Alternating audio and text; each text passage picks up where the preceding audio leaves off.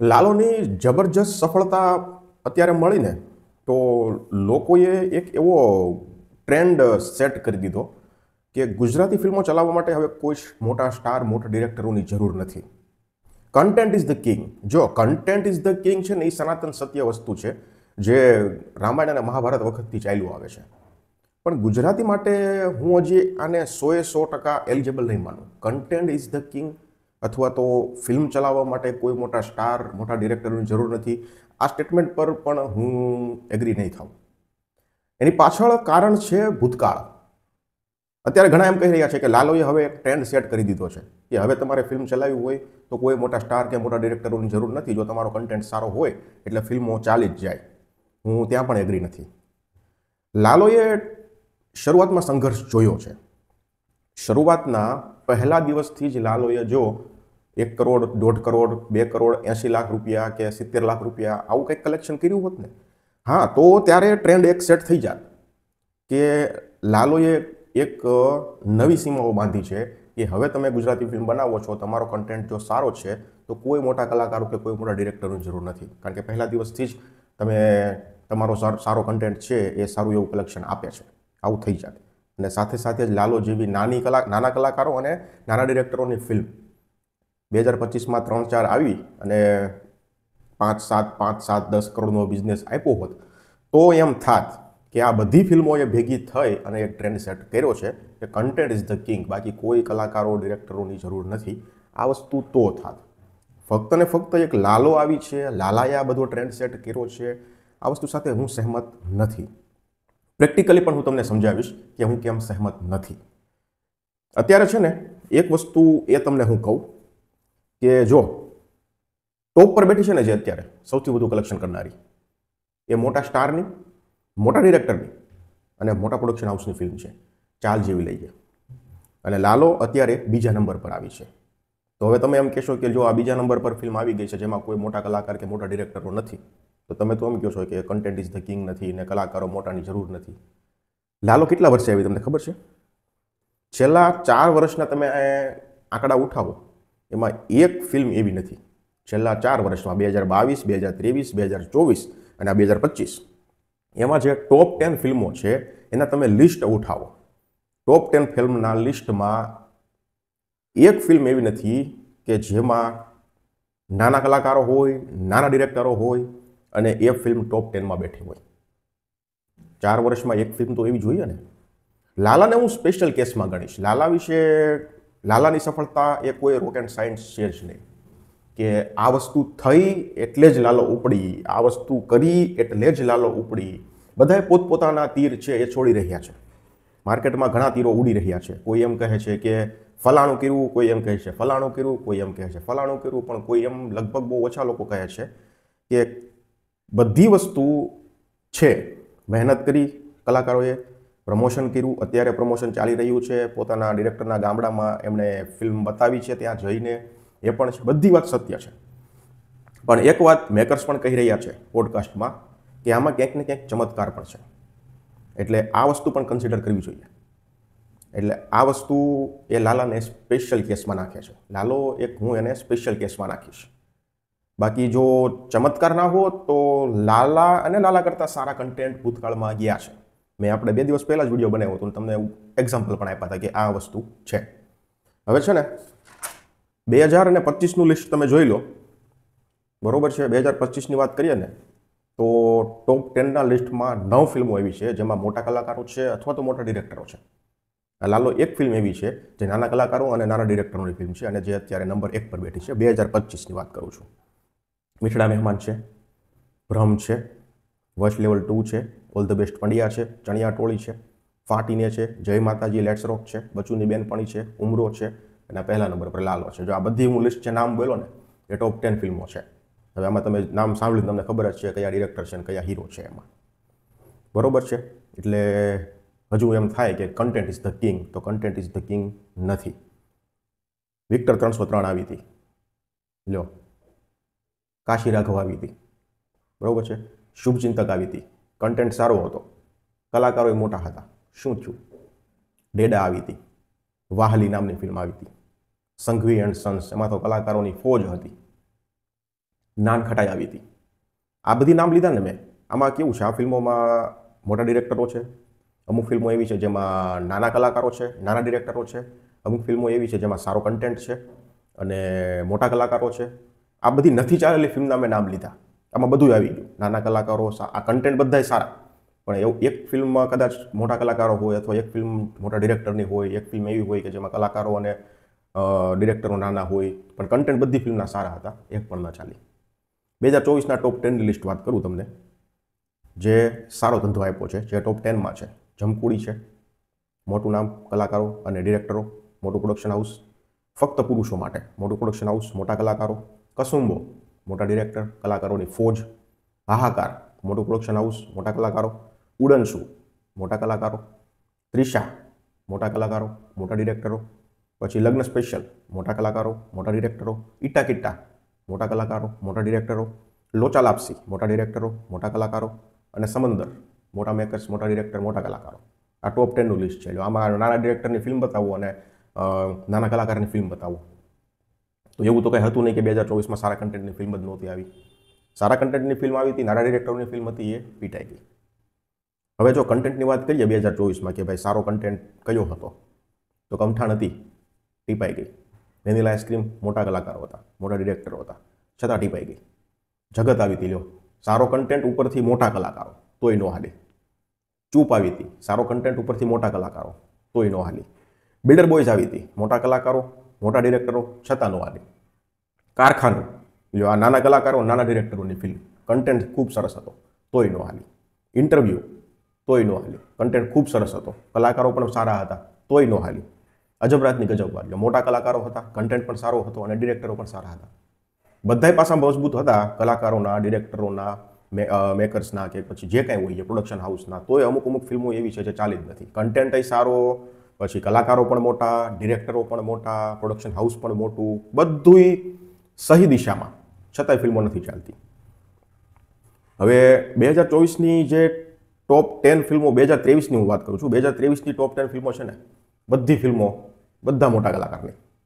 3 એકા લઈ લો, મારા નામ તો નહીં લેવું પડે ને, કયા કલાકારો હતા, કોણે બનાવી હતી. બુશર્ટ ટી શર્ટ લઈ લો, આમે મારા નામ નહીં લેવું પડે. પછી છે કચ્છ એક્સપ્રેસ, પછી છે ચલમન જીતવા જઈએ ભાગ 2, પછી છે વશ, પછી છે બચુભાઈ, પછી છે શુભયાત્રા. લ્યો, આ મેં તમને છેલ્લા 3 વર્ષના લિસ્ટ બતાવ્યા, 2023, 2024 અને 2025. ટોપ 10માં 2025માં ફક્ત એક જ લાલો ફિલ્મ એવી છે જે ટોપ 10માં બેઠી છે.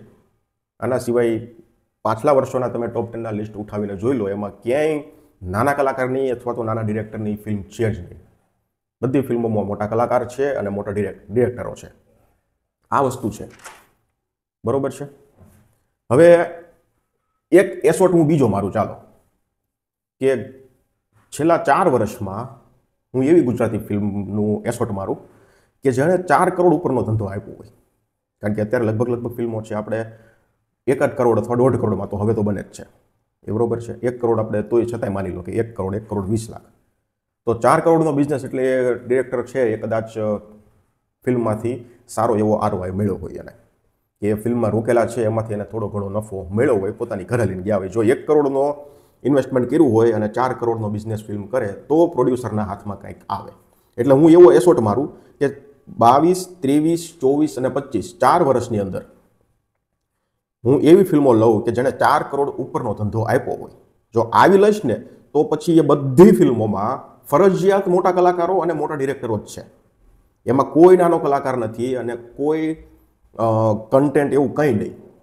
ફક્ત મોટું નામ, એ ડિરેક્ટરનું નામ મોટું હોય, પ્રોડક્શન હાઉસનું નામ મોટું હોય કે પછી કલાકારનું નામ મોટું હોય. જો હું એવો એસોટ મારું કે છેલ્લા 4 વર્ષમાં કેટલી એવી ગુજરાતી ફિલ્મ છે જેણે 4 કરોડ ઉપરનો ધંધો આપ્યો છે, તો હજી આમાંથી ઘણી ફિલ્મો પાછળ વહી જાય એમ છે. અને પછી જે લિસ્ટ હું સામે આવે ને, એમાં ફક્ત ને ફક્ત જે ગણા ગાંઠા આંગળીના વેઢે ગણી શકાય એવા કલાકારો છે અને આંગળીના વેઢે ગણી શકાય એવા ડિરેક્ટરો છે અને આંગળીના વેઢે ગણી શકાય એવા પ્રોડક્શન હાઉસ છે. તો હવે ભૂતકાળ જો આવું રહ્યું છે અને આપણે ફક્ત એક ફિલ્મ લાલો એવી આવી છે કે જે આટલો સરસ ધંધો કર્યો છે ને, આપણે હવે એમ કહી દઈએ કે હવે આપણે કોઈ મોટા કલાકારો કે મોટા ડિરેક્ટરોની જરૂર નથી, content is the king. Content સારું હતું લાલાનું એટલે એ ફિલ્મ ચાલી છે. એટલે હવે અત્યારે પાછું એવું પણ અત્યારે સાંભળવા મળે છે કે જો તમારો કન્ટેન્ટ સારો હોય તો કોઈ મોટા ડિરેક્ટરોની જરૂર નથી, કોઈ મોટા કલાકારોની જરૂર નથી. તો મેં ઘણા બધા ઉદાહરણ આપ્યા છે કે જેના ફક્ત ને ફક્ત કન્ટેન્ટ સારા હતા, એમાં કોઈ મોટા કલાકારો હતા નહીં, કોઈ મોટા ડિરેક્ટરો હતા નહીં, છતાં એ ફિલ્મ ઊંધા માથે પડી ગઈ. તો આમાં કન્ટેન્ટ ઇઝ ધ કિંગ ક્યાં આવ્યું? કન્ટેન્ટ ઇઝ ધ કિંગ આમાં કેમ સેટ કરવું? સારા કન્ટેન્ટ હતા છતાં એ ફિલ્મ ઊંધા માથે પડી ગઈ. સારા કન્ટેન્ટ હતા, મોટા કલાકારો હતા, મોટા ડિરેક્ટરો હતા, મોટા લેખકો હતા, છતાં એ ફિલ્મ ઊંધા માથે પડી ગઈ. એટલે કન્ટેન્ટ ઇઝ ધ કિંગ ગુજરાતીમાં અત્યારે ફિટ બેસતું નથી. અને લાલોએ હજુ કોઈ ટ્રેન્ડ સેટ કર્યો નથી, લાલો કોઈ ટ્રેન્ડ સેટર પણ નથી, લાલો કોઈ ટ્રેન્ડ મેકર પણ નથી. લાલાને હું આગળ કીધું એમ હું એક સ્પેશિયલ કેસમાં ગણીશ, કારણ કે લાલાને સફળતા અપાવવા માટે જેટલા પણ પગથિયા હતા, જેટલા પણ પાયા હતા, એમાં એક પાયું, એક પગથિયો ચમત્કારનો પણ હું કન્સિડર કરીશ. એટલે લાલો સ્પેશિયલ કેસમાં જશે. બાકી લાલો અને લાલા કરતાં પણ સારા કન્ટેન્ટ આપણે ભૂતકાળમાં જોયા છે. નથી જોયા એવું નથી, વાત થોડી કડવી છે પણ આ વસ્તુ સત્ય છે. એટલે ગુજરાતીમાં આપણે જો એવું માની લઈશું કે મોટા કલાકારોની હવે જરૂર નથી, તો આ વસ્તુ શક્ય નથી. કારણ કે મોટા કલાકારો છે અને એની ફિલ્મો જ ક્યાંક ને ક્યાંક ટોપ 10માં કે ટોપ 5માં બેઠી છે, અથવા તો ગુજરાતી ઇન્ડસ્ટ્રીને સારો ધંધો અપાવવામાં મોટા કલાકારો અને મોટા ડિરેક્ટરોના જ હાથ ભૂતકાળમાં રહ્યા છે. ભવિષ્ય શું છે, 2026 શું કહેશે અથવા તો કરશે, એ ભવિષ્યમાં ખબર પડશે. પણ ફક્ત એક ફિલ્મ લાલો આવી છે ને એટલે એવા કોઈ ટ્રેન્ડ સેટ નથી થતા. હા, હવે ડિસેમ્બરમાં અથવા તો જાન્યુઆરીમાં કોઈ નાના કલાકારો પ્લસ નાના ડિરેક્ટરોની પ્લસ સારા એવા કન્ટેન્ટની ફિલ્મો આવે અને આપણને 10-12 કરોડનો ધંધો આપે તો આપણે કહી શકાય કે નહીં, હવે આપણે મોટા કલાકારો કે મોટા ડિરેક્ટરોની જરૂર નથી. મેં દશેરાનું ટ્રેલર રિવ્યૂ કર્યું ત્યારે જ કીધું હતું કે ભાઈ ટ્રેલર છે એ ઇમ્પ્રેસિવ છે, ખૂબ સરસ ટ્રેલર દેખાય છે, પણ કમી અત્યારે ફક્ત ને ફક્ત કલાકારોની છે. જો એમાં કદાચ યશ સોની અથવા તો મલ્હાર ઠાકર એવા કોઈ કલાકાર હોત તો ફિલ્મની હાઇપ છે એ રિલીઝ પહેલાં ક્યાંક ને ક્યાંક બની હોત. ગુજરાતીમાં અત્યારે સમય કેવો છે ખબર છે? તમે ટ્રાય કરજો, દશેરા આવે છે ને, દશેરા ફિલ્મ આવે છે ને, તમે ટ્રાય કરજો. તમારો કોઈ મિત્ર સગા સંબંધી હોય ને, રિલીઝ દશેરા થાય ને શુક્રવાર એટલે શનિવાર અથવા રવિવારે તમારા મિત્ર, તમારા સગા સંબંધીઓને તમે કહેજો કે યાર ચાલ આપણે એક ગુજરાતી મૂવી જોવા જઈએ. એટલે એ તમને સવાલ પૂછશે કે કયું? તમારે એમ કહેવાનું કે દશેરા. એટલે એ તમને બીજો સવાલ પૂછશે કે કયો હીરો છે. તમે એને કહેજો કે હીરાનું નામ તો મને નથી ખબર. પછી એનું જે રિએક્શન આવે ને મને કમેન્ટ સેક્શનમાં જણાવજો. એના સિવાય મલ્હારનું કે યશનું કોઈ ફિલ્મ આવે ત્યારે પણ તમે આ જ વસ્તુ એને પૂછજો કે યાર ચાલ આપણે ગુજરાતી મૂવી જોવા જઈએ. એટલે એ તમને પૂછશે કયું, તમારે કહેવાનું XYZ જે છે, જે હાલતું હોય એ કહેવાનું. પછી તમને પૂછશે કે કયો હીરો છે, તમારે કહેવાનું મલ્હાર ઠાકર. એટલે પછી એનું રિએક્શન તમે જોઈજો. બંને રિએક્શનમાં જમીન આસમાનનો ફેર આવશે. આ 100%ની વાત છે. એટલે અત્યારે જો કોઈ દર્શકો થિયેટર સુધી કોઈને લાવવા હોય તો એને હીરોનું નામ દેવું પડે અથવા તો ડિરેક્ટર તો હજી ખૂબ ડિરેક્ટરને ઓછા લોકો ઓળખે છે, પણ છતાં તમે એને કહી દો કે વશવાળા ડિરેક્ટર છે અથવા તો એમ કહી દો કે રાડોવાળા ડિરેક્ટર છે તો હજી વાત બને છે. એટલે ડિરેક્ટરોનું છતાં નામ ઓછું છે, પણ છતાં ટોપ 10 વાળી લિસ્ટો મેં આગળ કીધું એમ જોઈએ તો ડિરેક્ટરોથી પણ ફિલ્મો ચાલેલી જ છે અને પ્રોડક્શન હાઉસ મોટા હોય તો પણ ફિલ્મો ચાલેલી છે. અને આવું 100% પાછું નથી હોતું, એ તમને હું કહી દઉં. રાડો ફિલ્મ સૌથી મોટું ઉદાહરણ છે. ના તો મોટા ડિરેક્ટરનું નામ છે એ કામ કર્યું, ના તો મોટા કલાકારોનું નામ છે એ કામ કર્યું, ના તો ફિલ્મનું મેકિંગ છે એ કામ કર્યું, ના તો કન્ટેન્ટ કામ કર્યું, કઈ વસ્તુ કામ ન કરી બોલો. એટલે ગુજરાતી ફિલ્મો કેવી રીતે ચાલે એનો જવાબ હજી કોઈ પાસે છે જ નહીં. કદાચ બીજી ઇન્ડસ્ટ્રીમાં આ વસ્તુ શક્ય છે કે જો કન્ટેન્ટ સારો બને તો ફિલ્મો ચાલે, બીજી ઇન્ડસ્ટ્રીમાં કદાચ શક્ય હશે, પણ આપણું ભૂતકાળ જોઈએ તો આજ સુધી તો શક્ય નથી બન્યું. લાલાને હું હજી કહું છું, હું એક સ્પેશિયલ કેસમાં ગણીશ. હા, ભવિષ્યમાં કોઈ આવનારા વર્ષમાં 2026માં કોઈ 5-4 ફિલ્મો ખાલી એવી આવી જાય કે જેમાં નાના કલાકારો હોય, નાના ડિરેક્ટરો હોય અને ફિલ્મનો કન્ટેન્ટ સારો હોય અને આપણને સારો એવો ધંધો આપી દે, 5 કરોડ, 7 કરોડ, 10 કરોડ, 12 કરોડ એવા ધંધા આપી દે, તો પછી એ વસ્તુ સેટ થઈ જાય કે કન્ટેન્ટ છે એ જ કિંગ છે અને હવે કોઈ મોટા કલાકારો છે એની જરૂર નથી પડતી. બાકી ફિલ્મો છે એ લગભગ 100% નહીં પણ લગભગ અમુક ટકાવારીમાં મોટા કલાકારો ડિરેક્ટરના નામથી ચાલે છે. એટલે અત્યારે જો આપણે આવા સ્ટેટમેન્ટ છે એ જાહેર કરશું, મને પણ એવું લાગતું હતું કે કન્ટેન્ટ ઇઝ ધ કિંગ, પણ પછી જ્યારે ભૂતકાળના આંકડા જોયા, ભૂતકાળના આખા એનાલિસિસ જોયા ત્યારે એવું થયું કે આ વસ્તુ તો યાર છે જ નહીં, વસ્તુ તો કંઈક આખી અલગ જ છે. તમને જે લાગતું હોય એ મને કમેન્ટ સેક્શનમાં જણાવજો. બાકી આ વસ્તુ છે એ છે જ. ભવિષ્ય શું હશે ઇન્ડસ્ટ્રીનું એ તો આપણને ભવિષ્યમાં ખબર પડશે, પણ અત્યાર સુધી આ વસ્તુ હતી, અત્યાર સુધી આ માહોલ હતો. અને મને એવું લાગે છે કે હજુ કોઈ ટ્રેન્ડ એવો સેટ થયો નથી. લગાતાર 5-7 ફિલ્મો આવો કરે બિઝનેસ તો ટ્રેન્ડ સેટ થાય. પણ અત્યારે ફિલ્મો છે એ નામથી ચાલે છે, કન્ટેન્ટ છે એ હજુ પણ બીજા નંબરે છે, આવું મને લાગે છે. તમને શું લાગે છે મને કમેન્ટ સેક્શનમાં જણાવજો. ધન્યવાદ.